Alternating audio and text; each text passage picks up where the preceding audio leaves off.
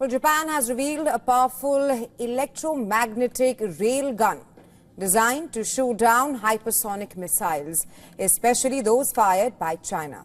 This high-tech weapon recently appeared during advanced testing aboard the JS Asuka warship. Tokyo is ramping up its naval defense at a time when tensions across the Indo-Pacific is growing. Unlike traditional guns, this railgun does not rely on gunpowder or explosives. It uses electromagnetic energy to launch metal missiles at higher speeds, providing a cheaper and faster response to missile threats. It can fire rounds at 2,500 meters per second, majorly faster than standard tank guns, which fire rounds around 1,750 meters per second. Japan's Maritime Self-Defense Force believes this system will upgrade its naval shield, further claiming that the railgun can target threats from the air, sea or land with higher accuracy than conventional weapons. Tokyo reportedly began manufacturing this weapon in 2016 and fired at from a ship for the first time in late 2023.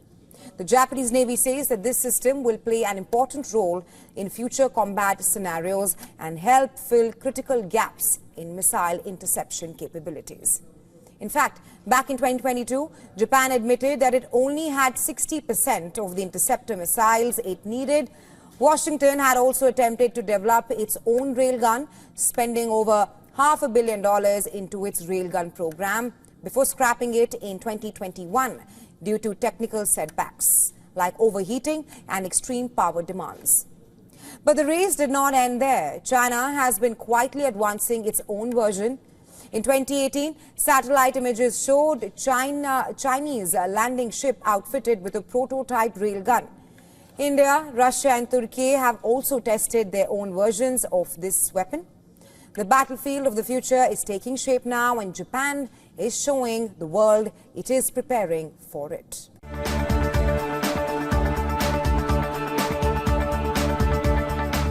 From the battlefields of 1965 to the airstrikes of 2019, India has consistently met Pakistan's nefarious designs with decisive military and strategic blows.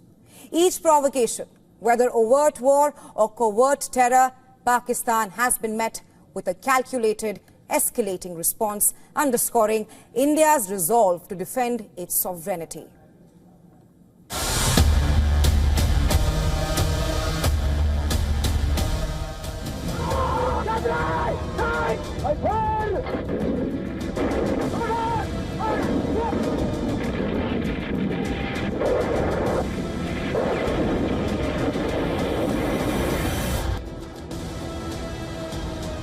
Pakistan's attempt to enter Kashmir through Operation Gibraltar, a covert infiltration of 30,000 soldiers disguised as locals, ended in disaster when India not only repelled the incursion but launched a full-scale counter-offensive. The Indian Army's capture of the Haji Pir Pass, a critical infiltration route, crippled Pakistan's strategy and forced a ceasefire.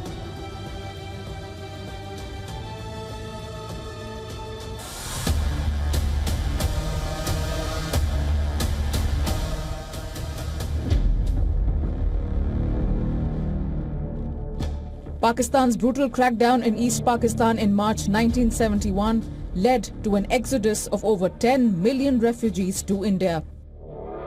After exploring diplomatic options, New Delhi hardened its stance after the Pakistan Air Force attacked India's eastern border. Indian military struck back decisively. Pakistan surrendered after 13 days of fighting, which led to the creation of Bangladesh.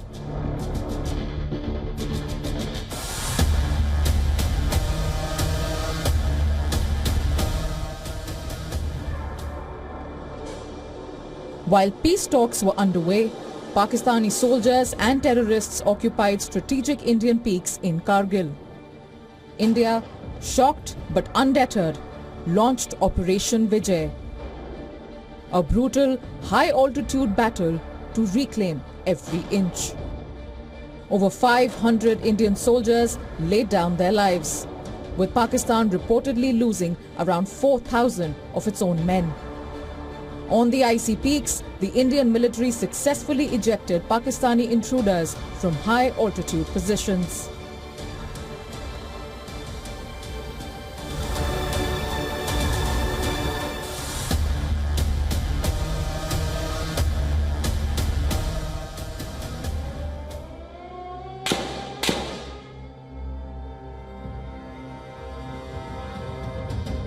After Pakistan-backed Lashkar-e-Toiba and Jaish-e-Mohammed terrorists stormed India's parliament on December 13, 2001, India mobilized 500,000 troops along the border in Operation Parakram, the largest military build-up since 1971.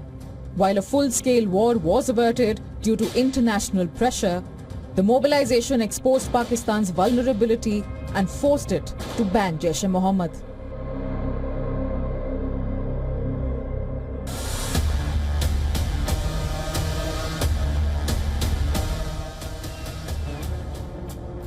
Days after Pakistan-based terrorists killed 19 soldiers in Uri, India launched a cross-border surgical strike on September 29, 2016, destroying multiple terror launch pads. Indian commandos infiltrated 3 kilometers into Pakistani territory, eliminating terrorists and marking India's first public admission of such an operation. Pakistan denied the strikes but was left scrambling to explain bullet-riddled terror camps.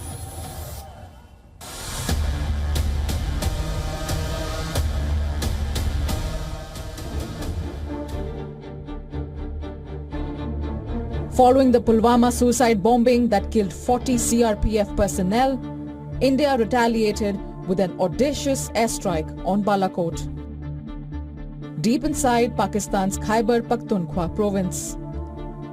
12 Mirage 2000 jets struck Jaish-e-Mohammed's largest training facility, killing several terrorists. Days later, India thwarted Pakistan's retaliatory airstrike, downing an F-16. Pakistan captured Indian Air Force pilot Abhinandan Varthaman. But Islamabad was forced to return the pilot under intense pressure, facing humiliation. India's responses have evolved from conventional warfare to precision strikes, leveraging diplomatic isolation and military deterrence. Each action, whether the 1971 liberation of Bangladesh or the 2019 Balakot raid, has reinforced a clear message. Terrorism will extract a heavy price. Bureau Report, WION World is One. And well, for more on this, our special correspondent Idris Lone is now joining us on the broadcast. Hi Idris, just moments ago, India's Foreign Secretary gave out the diplomatic steps that India will be taking. But I want to ask you about the current situation, the current sentiment in the valley. It has been more than 24 hours since the heinous attack.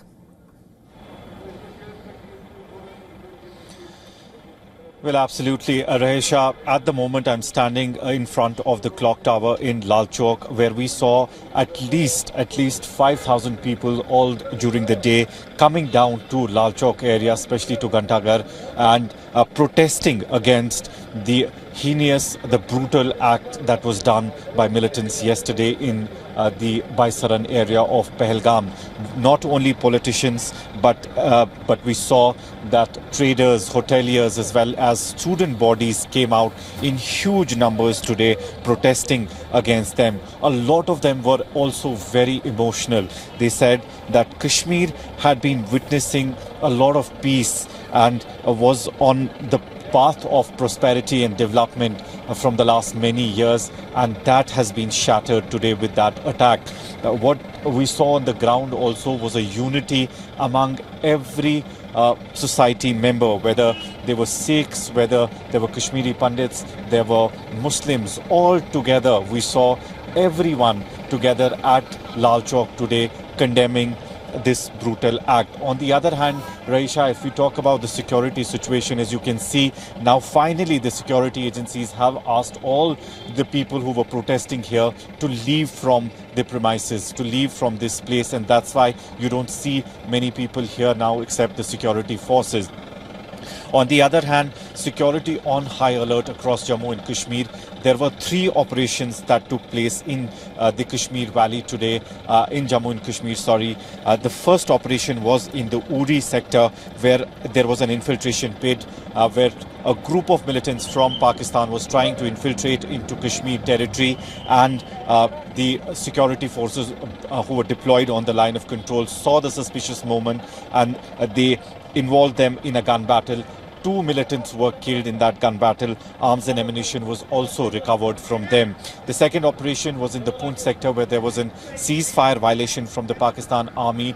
They were shooting towards the Indian posts on the forward post. There was no damage in it, but that was the second incident. The third incident which started was in South Kashmir's Kulgam district, where there was basically an input about the presence of militants in the area, after which there was a brief gunfight as well. The operation still continues, as security forces believe there could be couple of militants holed up at the operation site, and it still continues. If we talk about Baisaran area, where the incident took place yesterday, that is where the main cordon and search operation of security forces is being carried out. Not only Jammu and Kashmir Police, Indian Army and paramilitary forces, but the commando wings of Indian Army and CRPF have also been deployed at this site, and they are also sanitizing and going through the dense forest area where the militants fled after attacking these tourists. We're also being told that helicopters, drones have been pushed in to basically look for those and nab the attackers. We also saw the Home Minister basically in the morning taking the survey of Baisaran. He went there and later on also took an aerial survey of the place. Now it seems like after the MEA's response to this attack, it seems that there is going to be definitely a multi-pronged strategy, that the security forces in Jammu and Kashmir will have to make a new strategy to deal with such heinous acts and brutal acts, and so that they don't happen. We also have to see that the Pahalgam is also the route and the base camp for the Amarnath Yatra, and it's going to be extremely a big concern for the security agencies now, and that's one of the reasons that they will have to tighten the vigil all across South Kashmir.